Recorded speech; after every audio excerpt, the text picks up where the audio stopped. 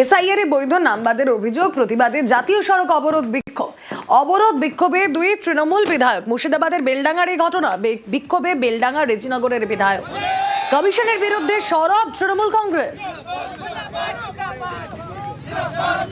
আমরা চাইছি একটাই আমাদের দাবি, সেটা হচ্ছে সাধারণ মানুষ হয়রানি হবে না। এর আগেও এসআইআর হয়েছে, 1992-52 সাল থেকে ইলেকশন হচ্ছে।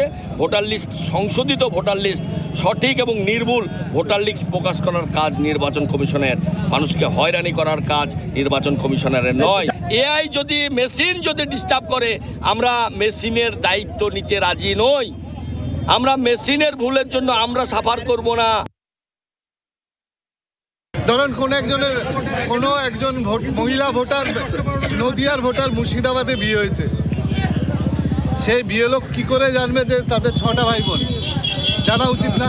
Only for linkage.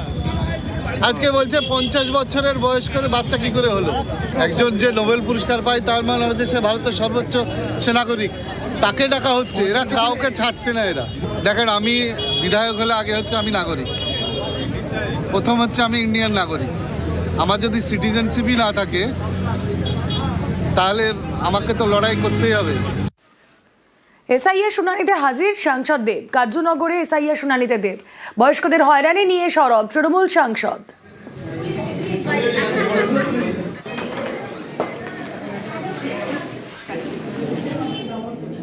Responsible citizen হিসাবে যেটা ল অফ দ্য ল্যান্ড, যেটা হওয়ার কথা, আমি সেটা ফলো করলাম এবং যা যা নথি দরকার নিজেকে প্রমাণ করার জন্য কি আমি এই শহরের নাগরিক, এই রাজ্যের নাগরিক, সেটা আমি করলাম। ফর্ম যেইভাবে এসছে আমরা ফিল আপ করেছি। তাদের মনে হয়েছে, আমি কাউকে দোষারোপ করছি না, শুরু করেছি 11 থেকে। তার মানে কি আমার 3টে ভোট কি নালিড হয়ে গেল? নির্বাচন কমিশন এবং রাজনীতি চলতে থাকবে। আমার কষ্ট হচ্ছে ওই সিনিয়র সিটিজেনদেরকে নিয়ে, যারা হয়তো লাইনে বেশিক্ষণ দাঁড়াতে পারে না, তাদেরকে একটু আমার মনে হয় প্রায়োরিটি দেওয়া উচিত। এসআইআর যদি শুরু করারই কথা ছিল, তাহলে 1 বছর আগে থেকে শুরু হলো না কেন? এটা আমার প্রথম প্রশ্ন নাগরিক হিসাবে। এত কম টাইম, শর্ট নোটিসের মধ্যে